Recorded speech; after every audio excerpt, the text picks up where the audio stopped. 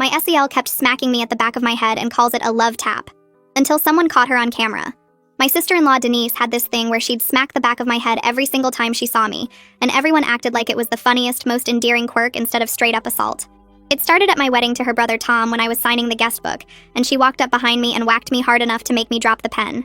She laughed and said, "Welcome to the family, we're very hands-on." Everyone chuckled like it was adorable hazing instead of her hitting me at my own wedding. After that, it became her signature move. Every family dinner, she'd walk past my chair and smack my head while I was eating. Every birthday party, barbecue, holiday gathering, funeral, even at my father's wake, she'd find a moment to hit me when I wasn't looking. Sometimes it was hard enough to give me headaches. Sometimes she'd do it multiple times in one event. She'd always laugh and say, "It's how I show affection, get used to it." Tom thought it was hilarious and said Denise only teases people she likes. His parents said she'd always been playful and I needed to loosen up. Other relatives said it was harmless fun and I was being too sensitive about a little tap. But these weren't little taps, they were full-force hits that left my scalp stinging and my neck sore. I'd have migraines for days after family events just from anticipating when she'd strike next. I tried everything to make it stop. I asked her politely to please not hit me anymore, and she said, "Don't be such a baby, it's just how I communicate." I tried avoiding her, but she'd hunt me down specifically to smack me, then act hurt that I was avoiding family. I tried ducking when I saw her coming, and she'd tell everyone I was being dramatic and making her look bad. I even tried hitting her back once, and the entire family turned on me saying I was aggressive and inappropriate while Denise was just being affectionate. Tom told me I needed to apologize for overreacting, and I ended up having to say sorry for defending myself against his sister's constant attacks. She'd time it for when I was holding hot drinks so I'd spill on myself. She'd do it right before I had to speak at events so I'd be flustered and distracted. She'd even started teaching her kids that smacking Aunt Lucy was a fun game and they should do it too. I was being physically abused by an entire family who thought it was comedy. After 3 years of this, I was at my breaking point. I had chronic neck pain from constantly tensing up around her. I'd stopped going to family events and Tom was getting angry about me isolating myself from his family. I was taking prescription painkillers for the headaches and spending hundreds on chiropractor visits. Denise had literally given me a neurological condition from repeated head trauma, but everyone still acted like I was overreacting to playful affection. The explosion happened at Tom's parents' 40th anniversary party. It was a huge event with probably 70 people, including extended family and their friends. I'd taken preventive pain medication and was trying to stay in crowded areas where Denise couldn't easily reach me, but she was determined to get her hit in. She followed me to the bathroom and waited outside. When I came out, she smacked me so hard I saw stars and stumbled forward into the wall. I heard something pop in my neck and pain shot down my entire left side. That's when Tom's cousin Bradley turned the corner and saw me on the ground holding my neck with Denise standing over me laughing. Bradley helped me up and asked what happened. Denise said, "Oh, Lucy's being her usual dramatic self, pretending I hurt her with a love tap." Bradley looked at her strange and said, "I just watched you hit her full force in the head. That wasn't a love tap, that was battery." Denise tried to laugh it off, but Bradley wasn't having it. He said, "Actually, I've been watching you do this all night. You've hit her 4 times already, and it's only been an hour. That's not affection, that's abuse." Denise said Bradley was overreacting too, but then Bradley said something that changed everything. "You know what's interesting, Denise? You only hit Lucy. I've been paying attention for the last year, and you don't playfully smack anyone else. Not Tom, not your parents, not your kids, not your friends, just Lucy. That's not a quirky personality trait, that's targeted harassment." People started gathering around because Bradley's voice was getting louder. Tom came over asking what was wrong, and Bradley said, "Your sister has been physically assaulting your wife for years, and you've all been laughing about it. I just witnessed her hit Lucy hard enough to injure her neck, and she's standing here smiling about it." Tom tried to defend Denise, saying it was just how she showed affection, but Bradley pulled out his phone. "Actually, I've been recording her doing it all night for evidence. Want to see the compilation?" Bradley held up his phone and turned the screen toward the crowd. The hallway went dead quiet as people leaned in to watch. The video showed me sitting at a table eating and Denise walking up behind me and smacking the back of my head hard enough that my fork dropped. Then it cut to me talking to someone and Denise hitting me again from behind. Then me getting a drink and another hit. Then me near the bathroom and the final strike that put me on the ground. 4 hits in 1 hour, all caught on camera with timestamps. You could see my head snap forward each time and the force was obvious. These weren't taps or pats, they were full swings like someone hitting a volleyball. Denise's face went from that smug smile to completely white as more people crowded around Bradley's phone. She started talking fast, saying the video didn't show everything, and that Bradley must have edited it somehow to make her look violent. But people were shaking their heads and whispering to each other. I saw Tom's aunt cover her mouth. His uncle took a step back from Denise.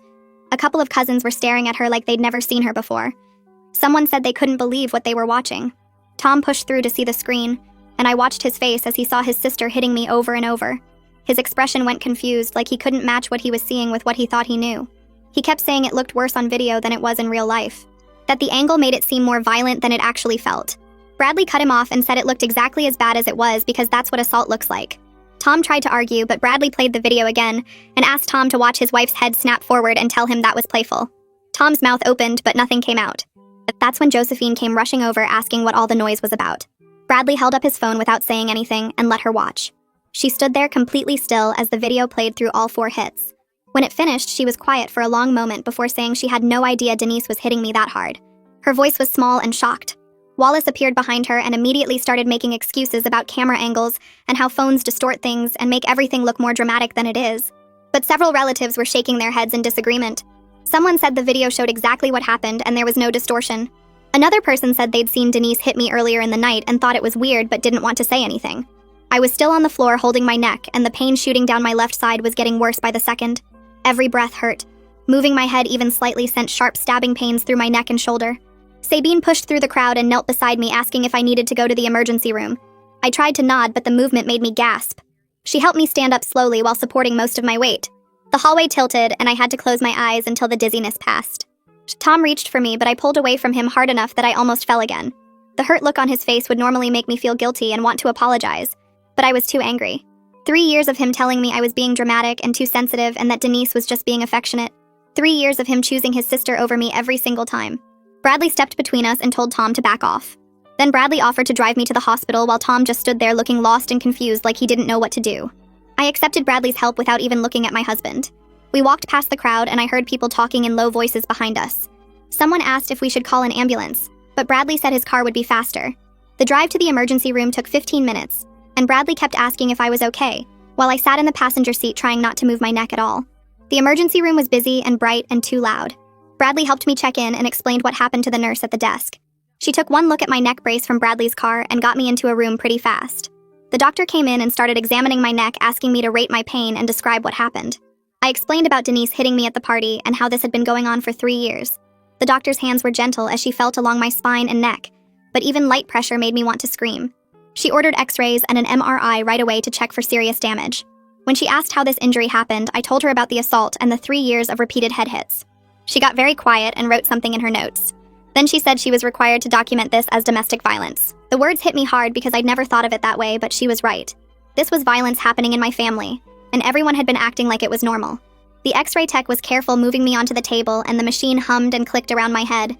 Then they took me for the MRI, which was worse because I had to lie completely still in a loud tube while my neck screamed. After all the tests, the doctor came back with results. She said I had acute cervical strain and aggravation of chronic neck injury. The MRI showed inflammation and some damage to the soft tissue that would need time and physical therapy to heal. She recommended I see a neurologist soon to evaluate cumulative head trauma effects because repeated hits like that could cause lasting problems. She gave me stronger pain medication than I'd been taking and fitted me with a proper neck brace that would keep my head stable. Then she handed me a bunch of papers about domestic violence resources and support groups. She looked me in the eye and said what was happening to me wasn't normal family behavior and I didn't have to accept it. I took the papers and tried not to cry because someone was finally saying out loud what I'd known for 3 years. Bradley waited with me through the entire emergency room visit, sitting in the plastic chair and getting me water and helping me fill out forms. When Tom finally showed up 2 hours later, Bradley stood up and told him he should have been here from the start instead of staying at the party to manage his sister's feelings. Tom looked terrible, like he'd been crying, but I was too exhausted and in too much pain to deal with his emotions right now. The medication was making me fuzzy, and all I wanted was to lie down somewhere quiet. Bradley drove me to his apartment instead of taking me home to the house I shared with Tom. He set me up in his guest room with extra pillows to keep my neck elevated and brought me water and pain pills. He made sure my phone was charging and asked if I needed anything else. The care and concern he showed me in one night was more than my own husband had given me in 3 years of being assaulted by his sister. I fell asleep in Bradley's guest room wearing borrowed clothes and trying not to think about how my marriage might be over, and how I'd spent 3 years being abused by a whole family who thought it was funny. My phone started buzzing around midnight and didn't stop. Tom called 17 times in a row and I watched the screen light up over and over from where it sat charging on the nightstand. The neck brace made it hard to turn my head to look at it properly, and each buzz sent a jolt of anxiety through my body. I let every call go to voicemail because I wasn't ready to hear him defend his sister again, or make excuses for why he stayed at the party instead of coming to the hospital right away. Around 1 in the morning, the calls finally stopped and a text came through instead. We need to talk about what happened tonight. The family is very upset and we need to figure out how to handle this situation. I stared at those words for a long time before typing back a response. Upset about me being assaulted or upset about Denise being exposed? The 3 dots appeared showing he was typing, then disappeared, then appeared again. 3 hours passed with no response, and I finally fell into restless sleep with my phone clutched in my hand. The next morning, I woke up stiff and sore with the neck brace digging into my shoulders. Bradley had already left for work, but he'd set out coffee and breakfast and left a note saying to call if I needed anything. I sat at his kitchen table with my phone and pulled up Tristan's number from my contacts. He answered on the second ring, and I explained what had been happening for the past 3 years. There was a long silence after I finished talking, and then he said he'd suspected something was wrong, because my injury patterns weren't consistent with normal strain or aging. I asked if he could pull my complete treatment records, and he said he'd already started compiling them after seeing a social media post about the party incident. 68 visits over 3 years, he told me. Every single one documented neck and spine issues concentrated in the same areas. He said the records showed injury patterns completely consistent with repeated blunt force trauma to the head and neck region. He'd email me everything within the hour and would testify if needed about the medical evidence. I thanked him and hung up feeling validated and sick at the same time, because seeing it quantified like that made it impossible to deny how bad this had really been. I spent the rest of the morning on my laptop researching personal injury attorneys who handled assault cases. Bradley's video was saved on my phone, and I had the emergency room records, and now Tristan's documentation spanning 3 years. I sent consultation requests to 5 different law firms explaining the situation and attaching the medical records. 3 responded within hours saying they were very interested in taking my case. I scheduled phone calls with all of them, and by afternoon I was talking to an attorney named Lucille who specialized in family violence cases. She reviewed everything I sent and said I had grounds for both criminal charges through the district attorney and a civil lawsuit for damages. The video evidence was incredibly strong, she explained, and the medical documentation showing a 3-year pattern of injury made this a clear-cut case of sustained assault and battery. But she warned me that suing family members often destroyed relationships permanently, and I needed to be prepared for my marriage and all of Tom's family connections to potentially fall apart. I told her I'd think about it, and she said to call back when I was ready to move forward. Tom showed up at Bradley's apartment that afternoon, banging on the door hard enough to make me jump. I looked through the peephole and saw him standing there looking tired and angry. Part of me wanted to ignore him, but we needed to have this conversation eventually, so I opened the door. He pushed past me into the apartment and immediately started talking. "Denise never meant to actually hurt you," he said. "She's devastated that you got injured, and the whole family is upset about how this got blown out of proportion."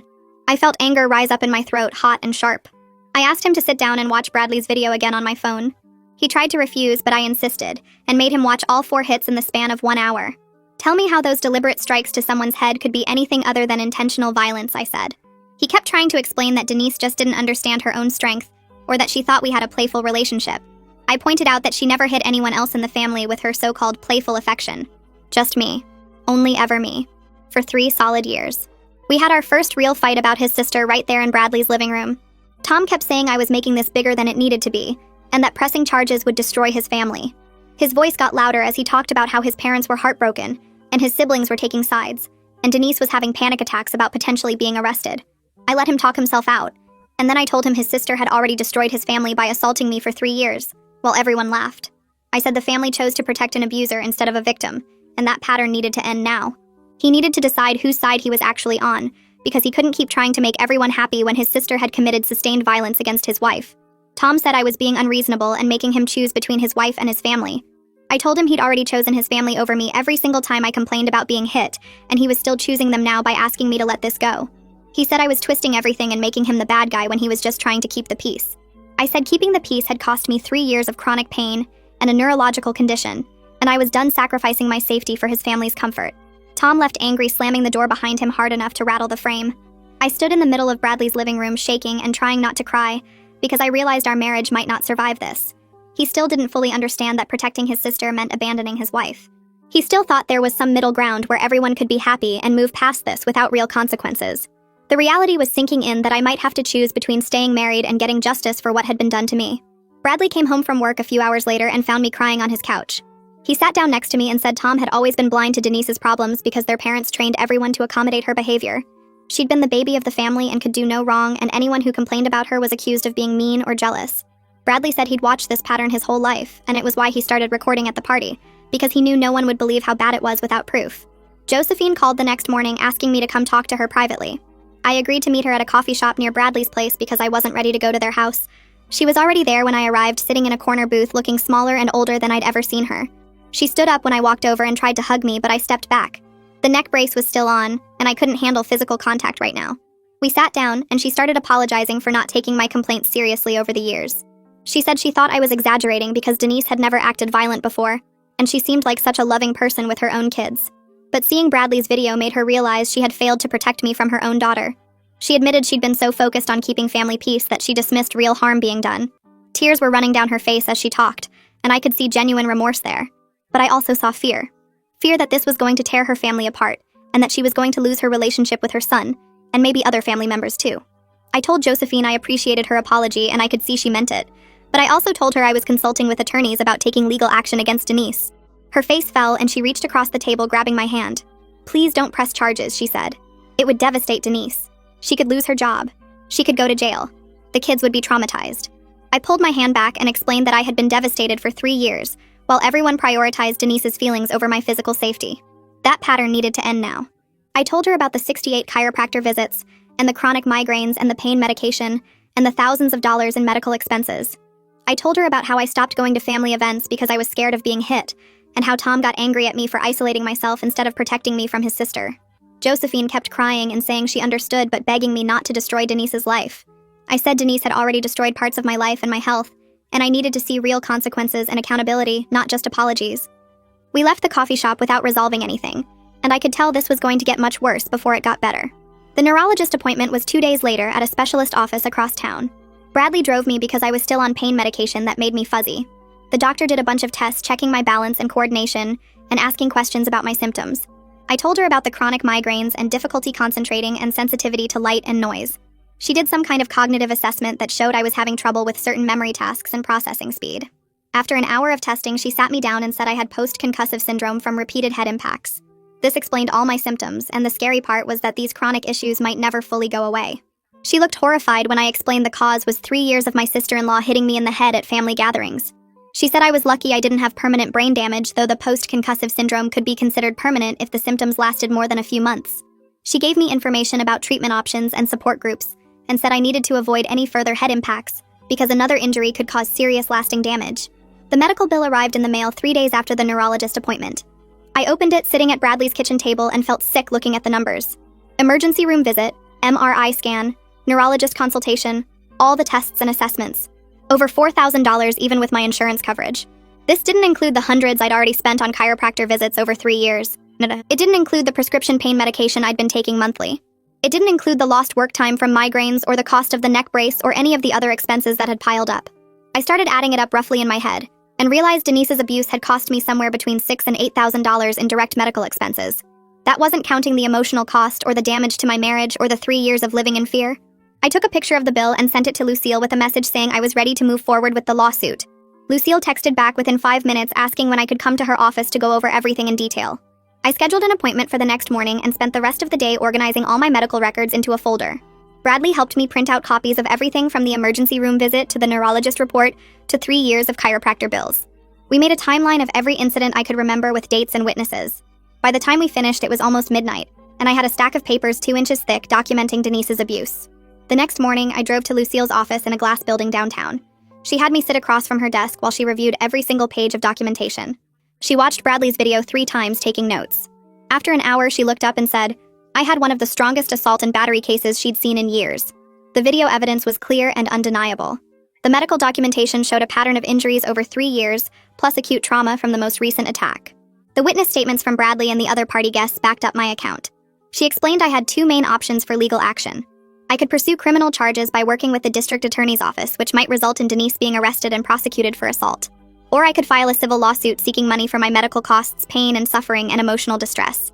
Criminal charges would be handled by the state and wouldn't cost me anything, but I'd have less control over the outcome. A civil lawsuit would require paying attorney fees, but would give me more control and the chance to recover actual damages. She said I could also do both at the same time if I wanted maximum accountability. The criminal case would focus on punishment while the civil case would focus on compensation. I sat there staring at the papers spread across her desk, feeling overwhelmed by the weight of these decisions. Part of me just wanted Denise to stop hitting me and admit what she'd done was wrong. I didn't necessarily want to see her arrested or sued into bankruptcy. I wanted acknowledgement that I'd been hurt, and that it mattered. I wanted her to understand the 3 years of pain and fear she'd caused. Lucille must have seen the confusion on my face because she leaned forward and said something that changed my perspective.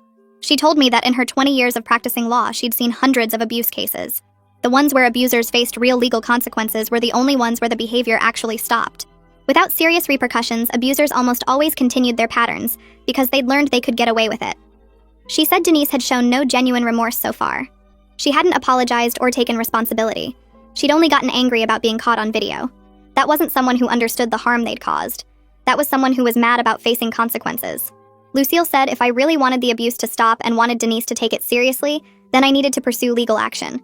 Otherwise, Denise would just wait for things to calm down and eventually start the same behavior again, maybe with me, or maybe with someone else in the family. 3 days later, Tom and I sat in Leopold's office for our first therapy session. The room had comfortable chairs and soft lighting that was supposed to feel calming, but I was too tense to relax. Leopold was an older man with gray hair and a gentle voice who specialized in family conflict. Tom had found him through his insurance and begged me to try counseling before making any final decisions about the marriage. I agreed mostly because I wanted to see if Tom could actually change, or if he was going to keep defending his sister forever. Leopold started by asking each of us to explain our perspective on what happened.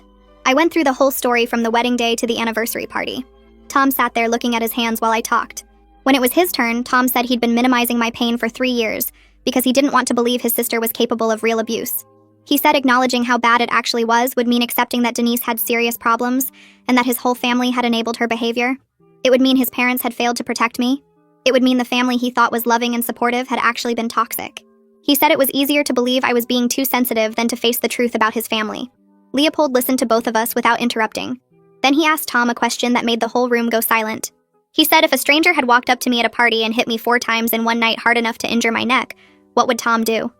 Tom answered immediately, saying he'd call the police and press charges without hesitation. He'd probably try to fight the guy himself. Leopold nodded and said, "So why is it different when Denise did exactly that?" Tom opened his mouth to respond, but nothing came out. His face went through several expressions as he processed what Leopold had just pointed out.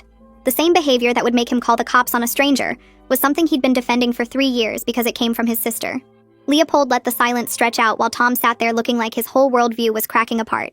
Finally, Tom said very quietly that he'd been wrong. He'd been completely wrong to ask me to tolerate abuse just because it came from family.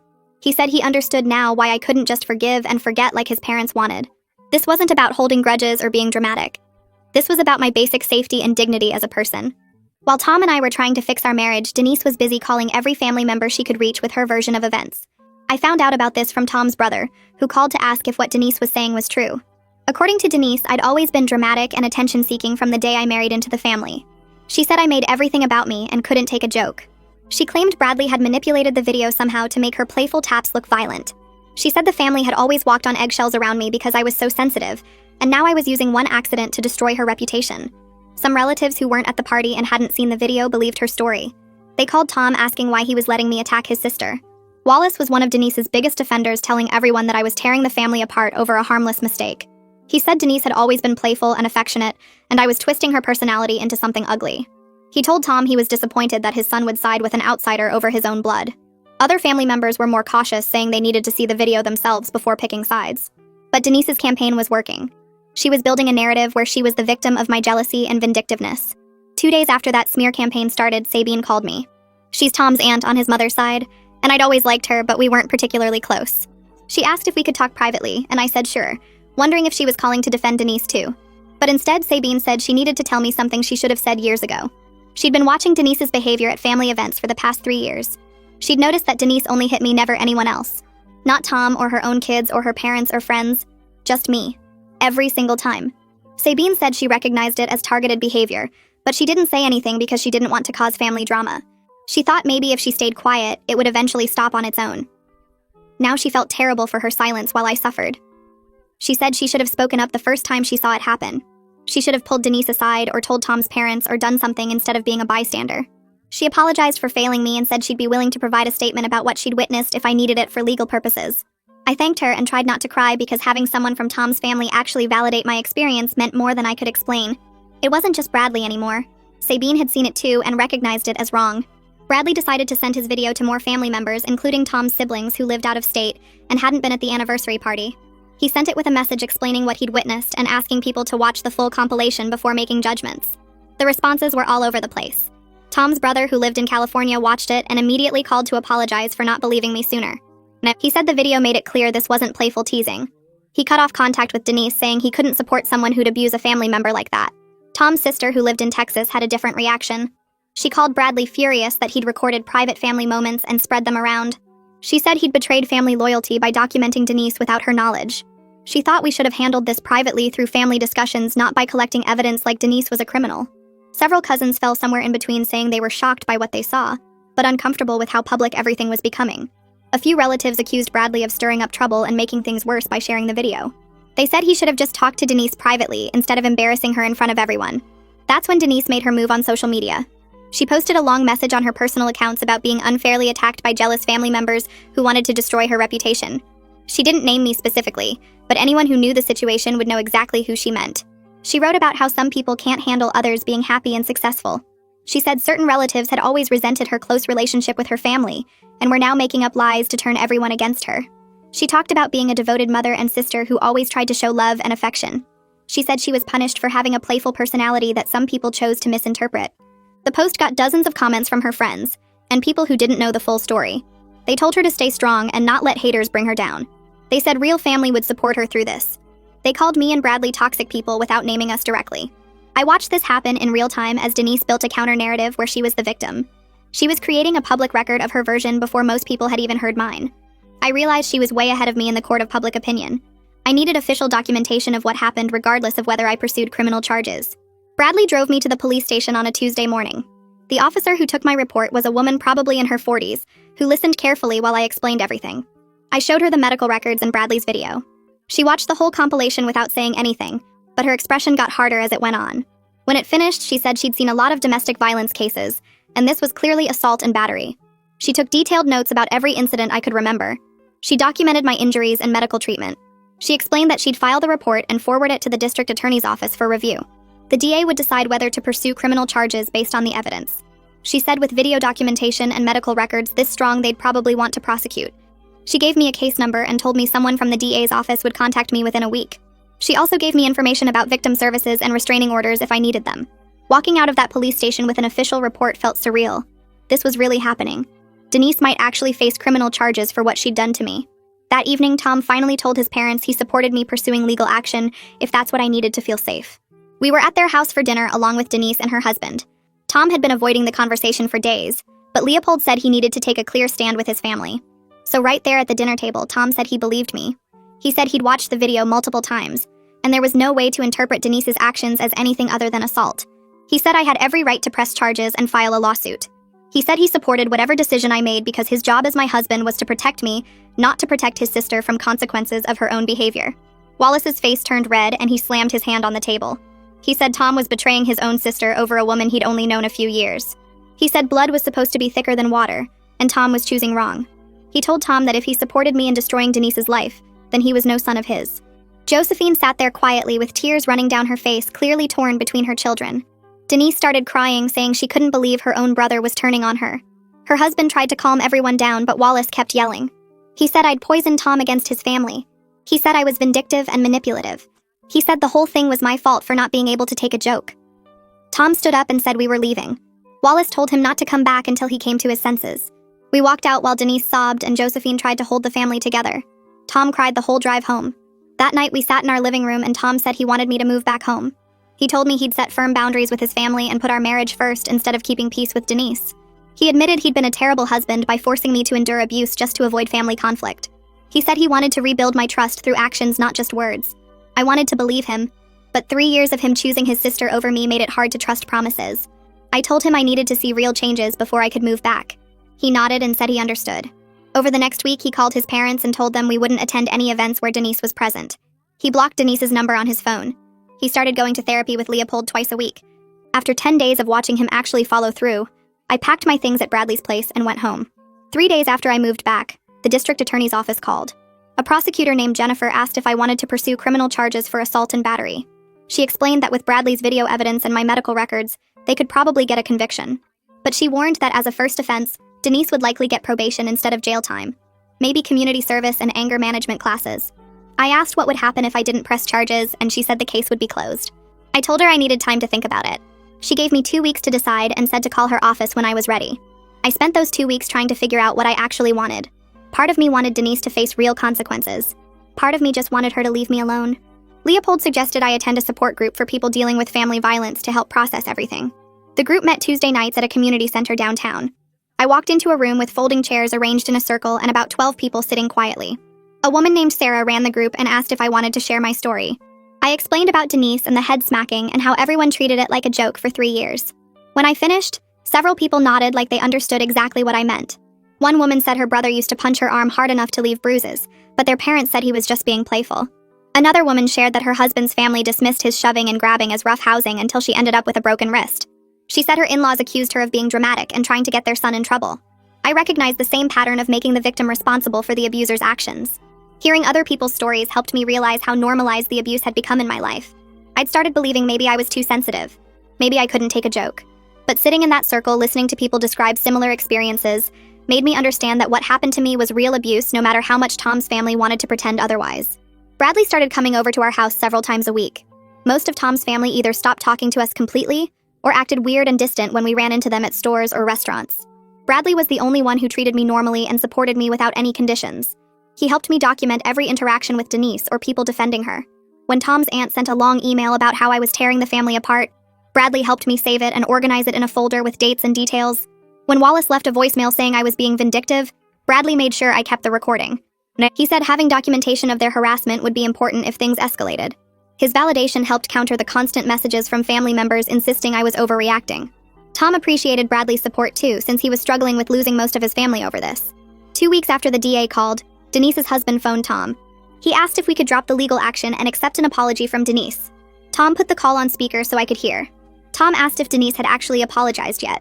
There was a long silence before her husband admitted she was still angry about being ambushed at the party. He said she felt attacked and humiliated in front of everyone. Tom told him there was nothing to discuss until Denise took genuine responsibility for 3 years of assault. Her husband tried to argue that Denise didn't mean any harm and we were blowing everything out of proportion. Tom said the video and medical records proved otherwise and hung up. I was proud of him for not backing down. I decided not to pursue criminal charges. Instead, I wanted to file a civil lawsuit for medical expenses and damages. I didn't want to see Denise in jail. I wanted acknowledgement that what she did was wrong, and compensation for the thousands of dollars I'd spent on medical care because of her violence. Lucille filed the paperwork at the courthouse. A process server delivered the lawsuit to Denise at her home on a Thursday afternoon. According to Tom's brother, who still talked to us, Denise screamed at the process server and slammed the door in his face. Then she called her parents crying about how I was suing her. Wallace apparently started yelling about getting their own lawyer and fighting this. Josephine tried to calm everyone down, but the whole family was in chaos. Tom's brother said it was the biggest drama their family had seen in decades. That evening, Wallace called Tom's cell phone. Tom answered and immediately held the phone away from his ear because Wallace was screaming, so loud I could hear every word from across the room. Wallace yelled about how I was destroying the family with my vindictiveness and greed. He said I was trying to bankrupt his daughter over nothing. Tom stayed calm and responded that I was seeking compensation for thousands in medical bills caused by Wallace's daughter's violence. He said if Wallace had taken my complaint seriously 3 years ago, we wouldn't be in this situation now. Wallace called Tom a traitor and said he was choosing a wife over his own blood. Tom said he was choosing to protect his wife from assault, which should have been everyone's priority from the start. Wallace hung up on him. Tom sat on the couch looking exhausted and told me it was painful but necessary to stop enabling his father's denial. Over the next few days, Tom's siblings started reaching out with their reactions to the lawsuit. His brother called to say he completely supported us and was cutting off contact with Denise. He said he'd watched the video multiple times and couldn't believe he'd laughed at some of those incidents before understanding what was really happening. He apologized for not speaking up sooner. Tom's sister called with a different message. She thought we should handle this privately without lawyers and courts. She said airing family problems publicly was embarrassing and unnecessary. Tom asked how we were supposed to handle it privately when the family were ignored my complaints for 3 years. His sister didn't have an answer but kept insisting there had to be a better way than lawsuits. The family was splitting into camps. Some believed the abuse was real and serious. Others thought I was exaggerating for attention or money. Tom's extended family stopped inviting us to gatherings because our presence caused too much conflict.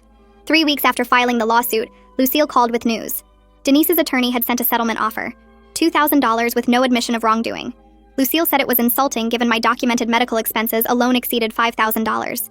That didn't even include pain and suffering or the emotional damage from 3 years of constant abuse. I told Lucille I was rejecting the offer. She asked if I was sure because going to trial would be stressful and expensive. I said accepting that settlement would feel like validating everyone who minimized my suffering. It would be like agreeing that 3 years of assault was only worth $2,000. Lucille said she understood and would proceed with trial preparation. She warned it might take 6 months or more to get a court date, but she was confident we'd win a much larger judgment if we went to trial. Tom started having another crisis a few days later. We were eating dinner when he suddenly put down his fork and said he was struggling with the reality that his sister was genuinely abusive. He'd spent his whole life thinking of Denise as fun and energetic and a little wild, but never as someone who would deliberately hurt people. Accepting that she'd assaulted me repeatedly for 3 years meant accepting that his parents had enabled it, and his whole family had failed me.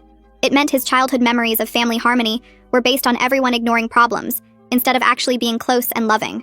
Leopold helped him work through the grief of losing his idealized family image during their next therapy session. Tom came home and told me he was done asking me to consider Denise's feelings. He said his focus now was on my healing and rebuilding our marriage. He admitted he'd been more worried about keeping his family together than protecting his wife, and that had to change permanently. The discovery process started 2 weeks later, and Denise's attorney sent over a motion claiming I'd consented to the physical contact by continuing to attend family events where it occurred. Lucille called me sounding almost excited because she said this was the weakest defense she'd seen in years. She scheduled a meeting at her office and spread out 3 years of documentation across her conference table showing every text message I'd sent to Tom asking him to make Denise stop, every email I'd written to Josephine explaining how much the hits hurt, every message I'd sent to other family members begging them to help me. She also had Tom's deposition transcript where he admitted under oath that I'd asked him dozens of times to get his sister to stop hitting me, and he'd refused because he thought I was overreacting. Lucille filed a response that basically destroyed the consent argument by showing I'd objected constantly, and the family had ignored my complaints for 3 years. She said Denise's attorney would probably drop that line of defense entirely after seeing our evidence. A few days later, I got a thick envelope in the mail from an address I didn't recognize. Inside was a letter signed by 3 of Tom's cousins who'd been at the anniversary party and witnessed the bathroom assault. They wrote that they'd seen Denise hit me hard enough to knock me into the wall, and they'd heard the sound my neck made when something popped. They said they'd been talking among themselves since seeing Bradley's video and realized they'd witnessed Denise hitting me at other family events too, but hadn't understood it was serious until they saw me injured on the floor. All 3 offered to testify in court if the case went to trial, and they included their contact information for Lucille. I sat at the kitchen table reading their letter 3 times, because after months of family members telling me I was making a big deal out of nothing, having witnesses validate what happened felt incredible. I called Lucille immediately, and she said having multiple witnesses to the bathroom assault plus Bradley's video made our case even stronger. She asked if I wanted her to contact the 3 cousins to get formal statements, and I said yes because their support made me more determined to see this through to the end. Tom started going to individual therapy with a different counselor than Leopold to work on why he'd prioritized his family's comfort over my safety. He came home from his 3rd session looking exhausted, and told me his therapist had helped him see patterns from childhood where his parents expected him to smooth over any conflict and protect Denise from consequences because she was the baby of the family. Tom said he remembered being 7 years old and getting punished for tattling when he told his parents Denise had hit him, and his mom had said he needed to be the bigger person and let it go. He'd learned early that keeping peace meant ignoring problems and making excuses for his sister's behavior. Understanding where his enabling came from didn't excuse 3 years of dismissing my pain, but it helped explain why changing these patterns was so hard for him. He was working with his therapist on setting boundaries with his parents, and recognizing when he was falling back into old habits of protecting Denise, instead of protecting me. Josephine called my cell phone 3 weeks after the discovery motion, and asked if we could meet with a family mediator to try resolving this without going to trial. I told her I'd consider mediation only if Denise participated and took genuine responsibility, instead of making excuses. Josephine promised Denise would be there and would be serious about finding a resolution. I said I needed to talk to Lucille first, and Josephine agreed to wait for my answer. Lucille said mediation could be good, because it might get us a better settlement than the insulting offer Denise's attorney had made, but she insisted on attending with me to protect my legal interests. We scheduled the mediation for 3 weeks out at a neutral location downtown. In preparation for mediation, I spent several nights writing out every incident I could remember from 3 years of abuse. I started with the wedding when Denise hit me while I was signing the guest book, and worked forward chronologically through every family dinner, holiday gathering, birthday party, and barbecue where she'd struck me. I documented the time she hit me at my father's wake while I was greeting mourners. I wrote about the Christmas when she smacked my head so hard I dropped a plate of food. I listed the birthday party where she taught her kids to hit me as a game. The list grew to 4 pages single-spaced, and when I counted up the incidents, I'd documented approximately 60 separate assaults over 3 years. Seeing it written out like that made me feel sick, because the sheer number of times she'd hit me was horrifying in black and white. I showed Tom the list and he went pale reading it because he'd been present for most of these incidents, and had laughed or told me to relax instead of protecting me. The mediation session happened on a cold Tuesday morning at a conference center downtown. Denise arrived with her husband looking nervous and defensive. Josephine came alone because Wallace had refused to participate, saying the whole thing was ridiculous. Tom and I sat on one side of the long conference table with Lucille, while Denise and her husband sat across from us with their attorney. The mediator was a woman in her 50s who explained the ground rules about respectful communication and working toward resolution. Denise started by saying she was sorry I was hurt, but she insisted she'd never intended any harm and thought we were joking around the whole time. The words made me instantly angry because she was still not taking real responsibility. She kept saying things like, "I didn't mean it that way, and I thought you knew I was playing and I never would have done it if I'd known you were actually upset." Her attorney had clearly coached her to apologize without admitting wrongdoing, but it came across as fake and self-serving. The mediator asked if everyone was willing to watch Bradley's video, and Denise's husband objected, saying they'd already seen it, but the mediator insisted. We all sat in uncomfortable silence watching the compilation of Denise hitting me 4 times in 1 hour at the anniversary party. Denise's face changed as she watched herself on screen, and she started crying, saying she didn't realize it looked that bad. She kept repeating, "I didn't know," while her husband tried to comfort her. Wallace would have jumped in to soothe her too, but he wasn't there, and Josephine sat quietly watching her daughter with a sad expression. The mediator firmly told Denise she needed to focus on accountability, not self-pity, because this session was about addressing harm she'd caused, not managing her feelings about being confronted. I pulled out my 4-page list and started reading it aloud, beginning with the wedding day assault. By page 2, Josephine was crying silently, and Wallace looked pale even though he wasn't present. Denise kept interrupting to say she didn't remember it being that many times, and I finally snapped at her that of course she didn't remember, because she wasn't the one living in constant fear of when the next hit would come. I told her I'd spent 3 years tensing up every time I heard footsteps behind me, and taking pain medication before family events and sleeping badly, because I'd have nightmares about being hit. Lucille let me speak without interruption, and I saw Denise's attorney taking notes, probably realizing how bad this looked for his client. The mediation lasted 3 hours with breaks where both sides went to separate rooms to discuss options. Finally, Denise came back into the room and offered what sounded like a genuine apology. She said she hurt me repeatedly over 3 years, and her behavior was abusive regardless of what she'd intended. She agreed to pay $15,000 to cover my medical expenses and damages. She agreed to attend anger management counseling for 6 months. She agreed to have no contact with me for at least 1 year while I healed. Her attorney drafted the settlement terms, and everyone except Wallace signed because he still refused to participate. I left the mediation feeling like I'd won something, but not everything. The financial compensation would cover my medical bills, and then some. The acknowledgement of harm was important after 3 years of being told I was too sensitive. But I knew Denise still didn't fully understand the severity of what she'd done to me. Lucille said this was typical in family abuse cases where abusers offer just enough accountability to avoid trial, but resist deeper examination of their behavior. She said I should be proud of what I'd accomplished because most family abuse victims never get any acknowledgement at all. Tom drove us home in silence, and I stared out the window thinking about how partial victories were sometimes all you could get when dealing with people who'd rather protect their self-image than face what they'd done. Wallace pushed back from the conference table so hard his chair scraped across the floor with a loud screech. He grabbed the settlement papers and threw them down without signing, then pointed at Lucille and said his daughter was railroaded by lawyers who wanted to make money off family drama. Josephine reached for his arm, but he pulled away and walked out of the mediation room, slamming the door behind him. The mediator asked if we needed a break, but Josephine shook her head and picked up the pen. She signed her name on every page where it required parental approval for Denise's agreement, her hand steady even though her eyes were red. After everyone except Wallace had signed, we packed up our documents and left through separate exits. I saw Josephine catch Tom in the parking lot and pull him aside for a private conversation. Through the car window, I watched her talking with her hands, gesturing toward the building, and Tom nodding with his arms crossed. Later that night, Tom told me his mother had said she knew Denise was wrong, even if Wallace couldn't admit it, and that she was sorry it took video evidence for her to believe me. 2 weeks later, Lucille called to say the settlement was finalized and the first payment would arrive within 5 business days. I sat at our kitchen table staring at the final agreement with all the signatures and official stamps, feeling strange about having a dollar amount attached to 3 years of abuse. The check for $5,000 came in the mail on a Thursday, and I deposited it through my phone, watching the numbers appear in my bank account. Over the next 6 months, the remaining $10,000 would come in monthly payments of about $1,600, which Denise's attorney said was structured that way to make it easier for her to pay. I didn't care how she paid as long as the money came through, because I had medical bills stacked on my desk and a chiropractor who'd been patient about my balance but needed payment. Tom and I sat down with a calendar and marked every family event for the next year, then went through and highlighted which ones included Denise. His brother's birthday party in May, his sister's graduation in June, Thanksgiving, Christmas, New Year's. We decided we'd go to events where Denise wasn't invited, but skip anything that included her until I felt ready to be in the same space again. Some family members understood and started planning separate, smaller gatherings so we could attend. Tom's brother hosted a summer barbecue at his house and specifically didn't invite Denise, which caused Wallace to call Tom and accuse us of dividing the family. Tom's aunt sent a group text saying we were punishing everyone for Denise's mistakes, and that family meant forgiving and moving forward together.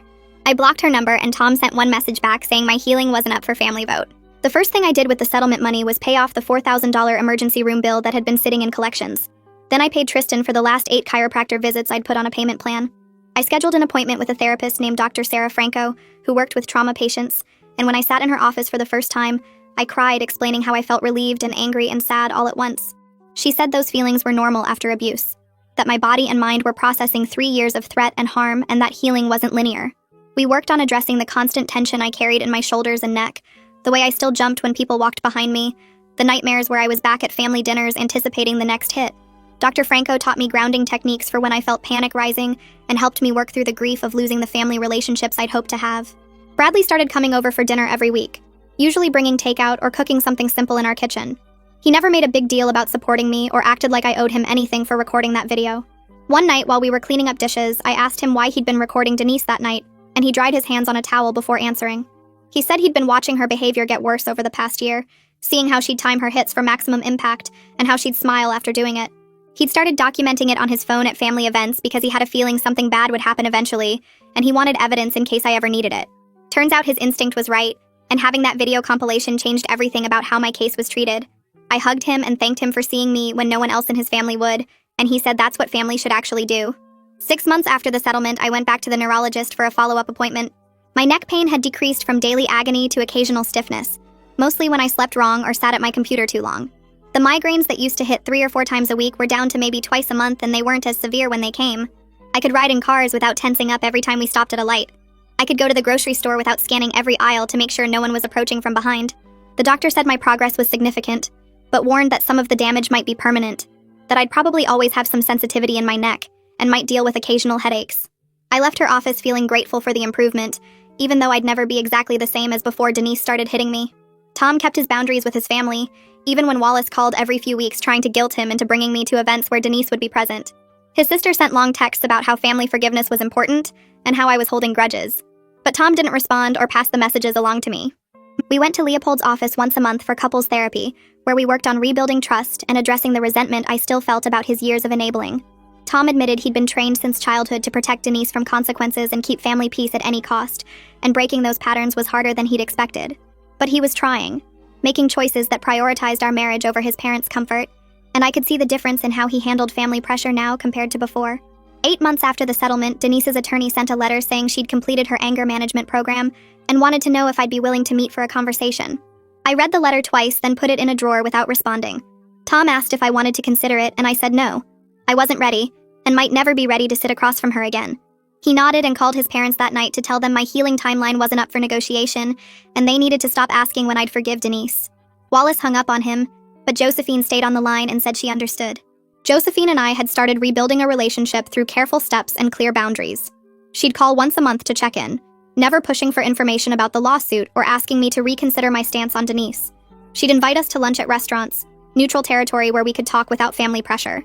During one of these lunches, she admitted she'd failed as a mother-in-law by not protecting me, that she'd been so focused on keeping Wallace happy, and Denise's feelings managed, that she'd ignored my pain. She said she was working on holding Denise accountable even though Wallace refused to participate, and I could see the strain it put on their marriage. I appreciated her efforts and her genuine remorse, and slowly I started to trust that she meant what she said. A year after the settlement, I found a local advocacy group for family violence survivors and attended my first meeting. The room was full of people whose stories didn't match the typical abuse narrative, people hurt by parents and siblings and in-laws in ways that others dismissed as family drama. I shared my story about the 3 years of being hit at family gatherings while everyone laughed and several people nodded in recognition. One woman said her brother-in-law had done something similar, disguising abuse as rough play, and no one believed her until he broke her arm. After the meeting, the group leader asked if I'd be willing to speak at other support groups about my experience, and I said yes. Sharing my story helped other people recognize abuse in their own families and validated that what happened to me was serious, even though it didn't fit the stereotypical pattern of intimate partner violence. Every time I spoke, I felt like I was transforming my pain into something useful, helping someone else find the courage to set boundaries or seek help. Tom's brother reached out 3 months after the settlement and asked if we wanted to come over for dinner, just the 4 of us without the rest of the family. His wife had been following everything from a distance and told him they needed to show us they were on our side, not sitting on the fence trying to keep everyone happy. That first dinner was awkward because we were all testing the waters, but by dessert, Tom's brother said he was done attending events where Denise was welcome. And his wife agreed they wanted to build a relationship with us that didn't depend on pretending the abuse never happened. Over the next few months, we started getting together regularly, and they became our closest family connection. When Thanksgiving approached, they asked if we wanted to celebrate at their house instead of going to Josephine and Wallace's traditional gathering. We said yes, and they invited Bradley and Sabine and a few other relatives who had supported us, creating this alternative family dinner where I didn't have to worry about being ambushed or lectured about forgiveness. Their kids asked why Aunt Denise wasn't there, and Tom's brother said because Aunt Lucy needs to feel safe at family events, which was the first time I'd heard someone explain it to children without making me sound like the problem. We started new traditions at their house, different foods and games and stories that didn't revolve around the way things had always been done. Having family members who completely supported us without expecting reconciliation gave us the connection we needed without the constant pressure to forgive and forget. The 1-year anniversary of the settlement arrived, and I had appointments scheduled with my whole medical team to evaluate my recovery progress. Tristan did his measurements and tests on my neck mobility, and said I'd regained about 80% of my range of motion, which was better than he'd expected given the severity of the cumulative damage. The neurologist ran me through cognitive tests and checked my migraine frequency logs, then said while I'd probably always be prone to headaches and might have some permanent nerve sensitivity, I'd regained most of my function and quality of life. She said the physical healing mirrored what she often saw in trauma recovery: scarred but functional, damaged but not destroyed. I left those appointments feeling grateful for how far I'd come, but also realistic about the permanent changes Denise's abuse had caused in my body. My neck would never be the same. I'd probably always tense up when someone walked behind me, but I could work and exercise and live without constant pain, which felt like winning even if it wasn't complete healing. A letter arrived at our house 2 weeks later with Denise's handwriting on the envelope, not sent through attorneys or her parents. I stared at it for 10 minutes before opening it, and inside was 3 pages of detailed apology, acknowledging specific incidents she remembered. She wrote about the wedding and my father's wake and the bathroom assault at the anniversary party, naming the harm she'd caused and the cumulative damage of making me afraid in my own family. She said she'd spent the year in therapy working on why she'd targeted me and understanding that her behavior was abuse regardless of her intentions. The letter didn't ask for forgiveness or suggest we should reconcile, just expressed genuine remorse and commitment to never behaving that way again with anyone. I read it twice and felt something shift. Not forgiveness exactly, but acknowledgement that she finally understood what she'd done. I showed it to Tom, and he asked if I wanted to respond or meet with her, and I said no. I appreciated the letter, but I still wasn't ready for contact, and might never be. He nodded and said that was my choice to make, and he'd support whatever I decided. I put the letter in a folder with all the other documentation from the past year, evidence of the whole terrible journey and its painful resolution. Tom came home from work 3 months later and said his company was offering him a position in a different city, a promotion that would mean relocating about 4 hours away from his family. He asked what I thought, and I said I was excited about the fresh start and the healthy distance it would create. We'd still be close enough to visit Tom's brother and the supportive family members, but far enough that we wouldn't run into Denise at the grocery store or worry about awkward encounters at local events. We started planning the move, looking at houses and researching neighborhoods, and I felt lighter than I had in years. The experience had taught me that protecting yourself isn't selfish, that accountability matters more than family harmony, and that healing happens gradually through consistent boundaries and support from people who truly see you. Our family relationships would always be complicated and imperfect, but Tom and I had fought through this crisis together and come out stronger. I was proud of how we'd handled it, even though the damage couldn't be completely undone, and I was ready to build our life somewhere new, where the past didn't follow us into every room.